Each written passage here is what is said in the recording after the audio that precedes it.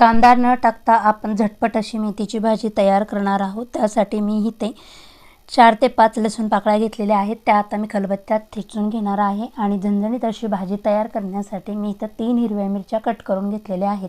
आता गॅसवर एक कढई गरम करायला ठेवून त्याच्यामध्ये तेल गरम झाले की फोडणीसाठी आपण जिरं टाकून घेणार आहोत आणि ठेचून घेतलेला लसूण 1-2 मिनिटं परतून आपण त्याच्यामध्ये हिरव्या मिरच्या टाकून घेऊया।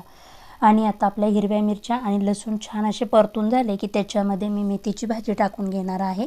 आणि मेथीची भाजी शिजून थोडी कमी झाली की त्याच्यामध्ये चवीनुसार मीठ टाकून एक 5 मिनिटं आपण मिक्स करून घेऊया। तुम्ही बघू शकता मीठ टाकल्यावर मेथीला पाणी सुटलेलं आहे। आणि एक 5 मिनिटं मी पुन्हा परतून त्याच्यामधले पाणी कमी झाले की त्याच्यामध्ये शेंगदाण्याचा कूट टाकून 1 मिनिट हलवून घेणार आहे। अशी आपली मेथीची भाजी तयार। झटपट अशी आपली मेथीची भाजी तयार झाली आहे।